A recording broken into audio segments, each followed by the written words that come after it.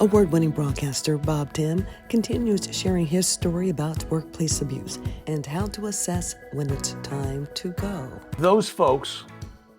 For those folks who are in a position where you feel like you are in a living hell, where you are just so miserable, you have to do a serious self-assessment. Yes. And part of that is it me? Is it me? Am I in a job that I just hate to begin with and I don't even like what I do on a day-to-day basis? You know, sitting in a cubicle or whatever it might be. I hate this. And then you sort of transfer that onto other people. So you have to be mindful and ask yourself that very serious and honest question. And then if it's no, I really like what I'm doing and I do it well, but there are individuals who are making my life miserable. Then, as I tried to do, well, are there other positions? Are there other things that I could be doing within the organization where I don't have to work directly with these highly toxic people? And then, you have your coping mechanisms. What can my grandmother would always say, well, pull yourself up by your bootstraps. And, you pull yourself up by your bootstraps. But sometimes you just have to suck it up. But doing it on a day in, day out basis where there are people who are out to make your life a living hell. There aren't enough bootstraps in the world to get you, where you need to be. But do short-term, long-term thinking. What do I need to do for myself to get myself through this, a finite amount of time? This window, right. Because during this window. And then start looking at the long game, the long term. What do I want to be doing after this? Yeah. And, do I want to stay in this business, whatever it may be, whether it's insurance or TV or, selling tires or whatever it might be. Whatever it is, yeah. And how much am I willing to be blacklisted from people in my business because I did speak out? Let me stop you because that's a very serious conversation, because I believe that people don't believe that happens. They don't believe that you leave a job and that if you speak up, that somehow you're going to be blacklisted, blackballed. You're not going to be able to get back into the job market or within that industry. I don't believe you. Is that true? Does that really happen in this world, in America, US of A, where our dreams, are supposed to be able to come true? Does that really happen? Blacklisted from your industry? Of course it does. Of course really, it does. And it may depend. It may depend on the particular industry. Right here, right now, you and I are both broadcast veterans, so I can only speak from that perspective. And I know because people at Station A will talk to Station B, and when you are a large corporation, and I will not name the ownership, but if you're an Atlanta-based, over 180 TV stations across the country, word gets out that this person and the problem. You're the problem. Yeah, and you are a potential liability.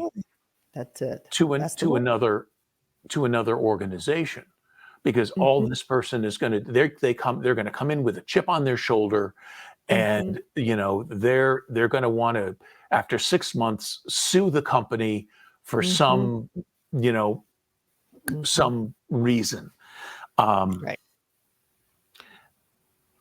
It's interesting because it is my understanding, and I need to be very clear about how I present what I am about to say. It is Sure. my understanding of what I have been told, and I may be totally wrong, but that this person who made my life a living hell had been fired from multiple TV stations Mhm. in another nearby market for Okay. various reasons. Mhm. And it is not my position to judge or to say anything Sure. more about that. But Right. even That's their with story to tell. that, you know, Mhm. being, you know, X'd out by, Mhm. and then coming to another place that was willing Yeah. to take this person, I think um, is interesting. Yeah. Um, Yeah. when you Wow. have a track record, and it's not just being a track record of being incompetent, because this Mhm. individual is not incompetent, Right. but difficult or whatever Difficult to work. negative words that you can Mhm. think of. Um, but to be given another chance, I think is uh, very big of Yeah. a potential employer, a new employer. We're going to take a Mhm. chance on you because we see potential with you. Um, But don't you think it's interesting because as much as people will take a chance on those folks who have been who are known to be difficult, who are mhm. known to be toxic, who are known to be narcissistic, who are known to be just not good, kind, compassionate people, how is it that they're able to continue to move forward? And yet the folks who speak up and who say, I'm really speaking up because I care about our environment. I care not just about myself, but I care about everyone. I want to work in a team environment. I want to work in a collaborative environment. I want to work in an environment where we all are protective of one another. And yet, those people are the ones who are, as you mentioned earlier, blacklisted. I just find Right. it so interesting because those are the employees that employers should want. But if the culture doesn't dictate that, because we're talking about workplace culture, if there are managers and people and supervisors and VPs, whoever they are, but they're in the positions to help understand that the culture is not going to be what this person is exhibiting, then it's a free for all. Right. You just don't know what you're going to get, and anything and everything goes. And that's the part that really is interesting to me is that how it feels as if all of those people are the ones who continue to thrive, and yet the people like you and people like me who are standing up for not just for ourselves but for other people who have been mistreated, how those folks are the ones who are scapegoated as being the difficult ones, and that's just so far from the truth. How do we turn this tide? How do we turn this around? How do we turn this around so that the people who are the it's not even about whistleblowers, we're just standing up for right. I yeah, How do we turn this around so that those people are protected and everybody is safe? I'm making faces here and shaking my head because I don't know. I honestly don't know. When you are in an overall dysfunctional and potentially hostile environment that's run by potentially dysfunctional and potentially hostile people. I'm trying to be as careful as I can with the lawyers here. Um, then you end up building this entire environment. Some months later, most people don't know. I some months later contacted corporate because it was part of my healing process that Mm, I needed to tell somebody who would listen to me. So I listen, yes. contacted corporate Okay. and I laid it out in an email. And Uh-huh. I was contacted by one of, I guess, a number of vice presidents within that company. Uh-huh. And we had a 45-minute conversation. Okay. And the only thing that this individual from corporate was really interested in was the this coworker of mine's Mhm. uh, Mhm. alcohol consumption while on the air, Oh my and goodness. what that entailed, what that Mhm. looked like, Look like. how was it done, how did management in-house handle that, and that's really all that this person cared about. They didn't care about a toxic workplace. They didn't care about bullying. They didn't care about people left and right leaving that organization for various levels of aforementioned issues. So when you've got that kind of mentality at the top, Yeah. That's from the top down. Andrea, I'm sorry, but I don't hold a lot of hope. There are good Yeah. companies out there. There Mhm. are good companies in broadcasting out Mhm. there. There are good there's good leadership I believe within that because this I've worked in great company, places within before. it at other stations around the country. Mhm. But I cannot speak for them because I've never worked at those places. Yeah. Yeah. Um, but I think that something else has, at least with broadcasting, and this just occurred to me. In recent years, it's been getting harder and harder to hire good journalists. Newsrooms are working at a fraction of the staff that they used to, and they're not being paid very well. These are often young people who are right out of school. They're willing to be whipped and taken advantage of and beaten up, and they're willing to do that because they really want to be there, because they're Yeah. certainly not there for the money. Um, Mm-mm. but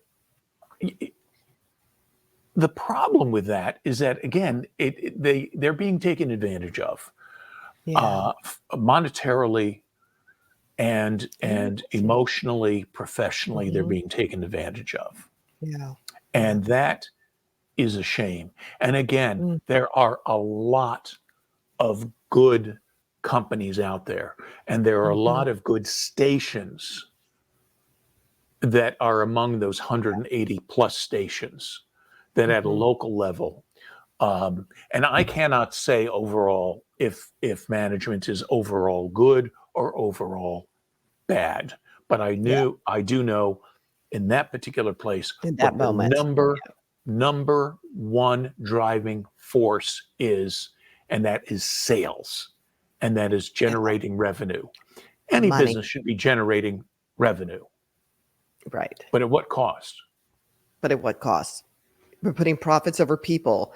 But I believe that if we put people over profits, your profits will increase. Like we have to help companies understand that when you have this kind of revolving door of people in and out, in and out, in and out, that's when you should be thinking, what's going on here? And doing the internal investigation, if you will, to figure out why this is happening. And Mm-hmm, if you are aware that something like this is going on in terms of the workplace culture being that where, mm-hmm, people are being bullied or there are mm-hmm, microaggressions or there's mm-hmm, extensive gaslighting and you choose not to do anything, eventually those good people will be part of that revolving door and they're going mm-hmm, to revolve themselves right out. And over time, maybe not initially, but over time, your profits will begin to dwindle because at some point, all of those bad apples are going to at some point infest and infect one another, and at right. some point your profits will begin to disintegrate. But if we can figure this out, which I believe we have the solution, and Mm-hmm, change it, then guess what, everybody is happy, companies are still making money, and people are mm-hmm, happy about going to work because they feel valued and they feel as if they're being affirmed, and they know that they're working in a safe place because the workplace culture dictates that we don't want bad apples in here. Mm-mm. You're not the right fit, you got to go. If we had more companies doing that, perhaps we would not have a need for a show like this or a podcast or to talk about this. I want to talk about the good places to work. I want to talk about the people who are absolutely. And there are lots of good great, places out and there are there. lots of good places, right? It And some people may have very different experiences under that same roof than that I've had. But I applaud those people that they.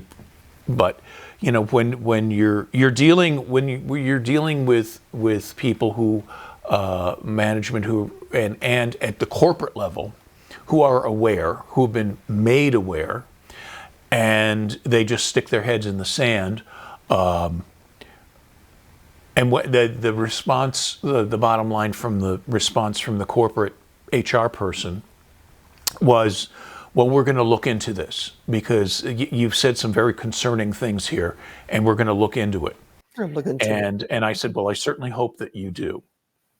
Yeah. And they said, well, we can't tell you, what the outcome of this is going to be. We can't tell you what we're going to do, but it was very obvious what they did at the corporate level. And that was nothing, because I'm assuming at the local level, my claims were dismissed, that I was just a troublemaker, that I was I was the one who didn't get along with other people. Right. It's all our fault. Yeah, yeah. My parting words, the other parting words at the station was, do not hire another executive producer for this position, because they will last probably as long as I have. Yeah. It's interesting because I think we all have had those moments of parting words. One of my my parting statement was pretty similar to yours. I'll never forget it. I was in the meeting and I stood up with this one particular person in management, and I literally said, I'm letting you know right now that the people who you have in charge in management will be the downfall of this station. And I meant it, and I knew it. And I don't know the ins and outs of what's going on there now, but I know enough and I hear enough to know that what I said has pretty much come true. We don't want anyone to not succeed. That's not what this is about. This is about all of us choosing to succeed by making the right choices. And I do believe that there's a chance for us to give people an opportunity to grow and to change. But if they don't, and if they're unwilling to listen and to see the error of their ways and to change and to be held accountable, then that's when it's time to say, okay, this is not a good working relationship. Because you see, we have people over here who love working here, who are compassionate and kind and giving and generous. They're all the values that we say that because think about it. A lot of companies have the little placards around the house, around the company saying kindness and respect and dignity and integrity. But this is exactly what we're talking about, that those so-called values that you hold as being important, we're not seeing that in your actions. You can say it. We've all heard the phrase, actions speak louder than words. You can post a word up, but your actions aren't showing us that you really value us and that you are going to hold people accountable. They're just words. They're hollow words. They're hollow words. What are those things that you have been able to do as we're winding up? Because you've just been amazing. And we feel your story. I hate that anyone has gone through this, but I believe that our being able to talk about it will help other people. Because I know so many people are going through it. 76 million people deal with workplace bullying, workplace abuse every single year. 30% of that of those people are dealing with it on a daily basis. It's just not spoken about. And so that's what we're doing here. We are helping people to thrive. What have you been doing since you left Sarasota, since you left that position, to allow you to look as great as you do, to thrive and to be happy and to be in a place of peace? And I would assume a spirit of freedom that exudes, because I see it through your face, through your physicality. I see a peace that passes all other understanding in life.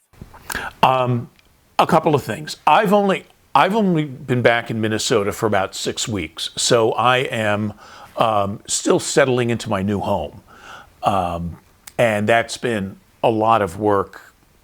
Just trying to figure out, oh boy, my kitchen is about a third smaller than my old kitchen. Where do I put the mixer? All that kind of stuff. So I've been giving myself time just very recently.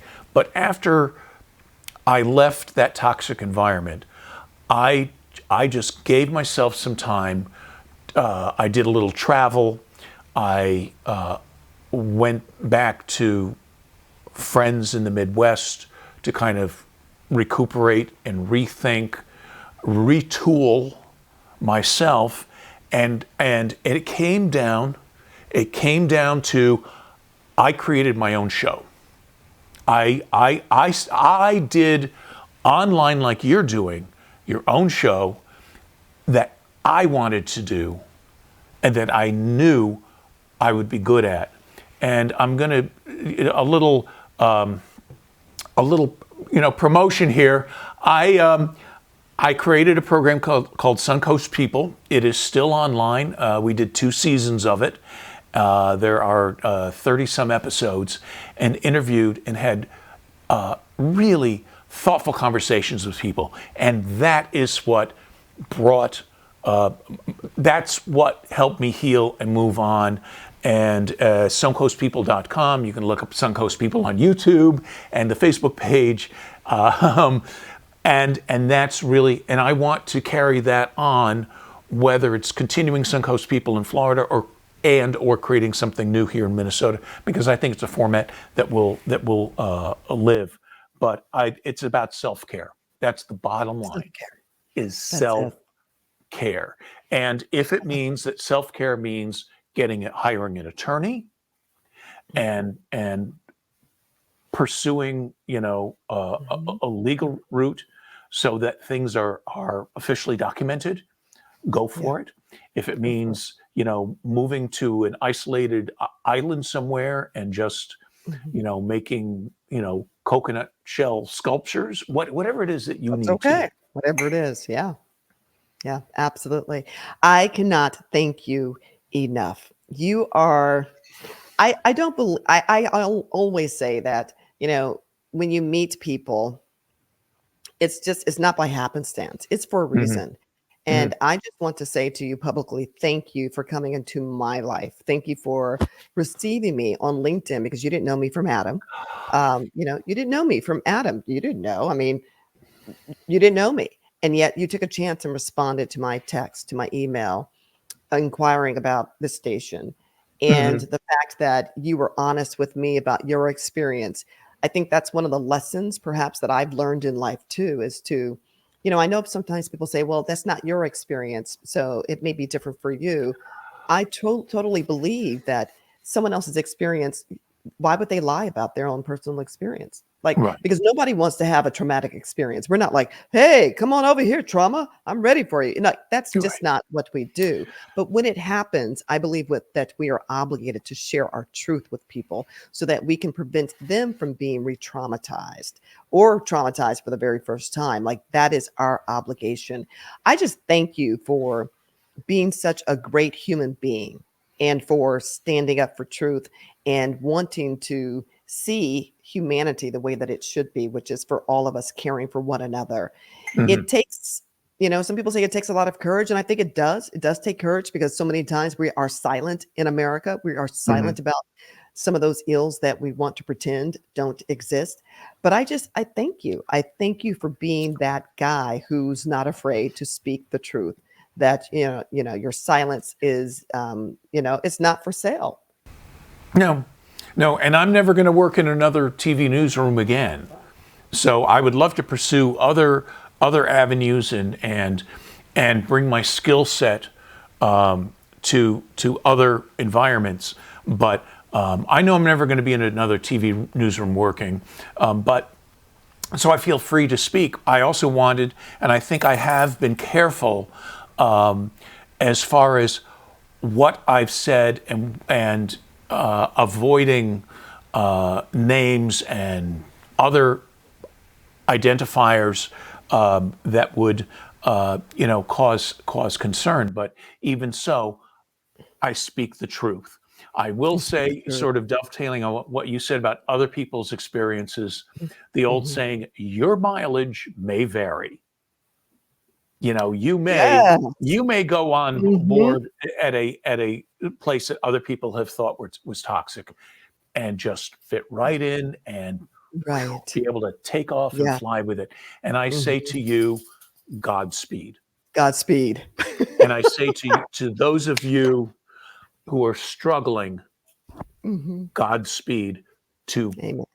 get yourself to a place to make that environment tolerable for the moment, Mhm. and start digging, getting out there. And Andrea, one last, and I know we're running over, but Oh, no, fortunately we're fine. we don't have another show that We we don't ha have to no, dip out of. no. We don't have a producer in our ear going, "Rap, rap, rap." We Yeah, don't have that. well, or just cutting out of the middle of a Billy Joel concert Of the on his village, last right? song. To Uh, go to breaking news. then now CBS is having to rerun that entire program. Right, Uh, right. right, but um, that you have stepped up, Mm, and that you mm, have been very honest, and that you have said, mm, that basically, mm, that, to a sum of money to keep you quiet. mm, No, I'm not going to mm. do this. I'm going to speak my truth, and to top that off, I'm going to create a platform where Mhm, people can share mm. their stories. And I want to be very clear as well that we're not sitting around here whining and complaining and what I like to call sitting in a poopy diaper. Yeah, right. No, Right? not at all. We have moved on, we're taking action, and I am more than happy to come back on and Yeah. maybe drill down with tips and ideas of how people Mhm. can cope short term and Yes. cope long term. Mm. But Well, you know know that you know haven't. that this is short term for you. Yeah. Yes, and know that you are a guest, but you're now family. So you can come on whenever Bob Tim wants, Bob Tim gets. Just know that, my friend. I so love you, and I so Ah, thank you. My heart is thank you. warm. Thank you for, again, having the courage and the bravery to speak truth to power because you are helping someone. Someone who's watching this will listen to your story and realize that they're in the same place and they will do something about it.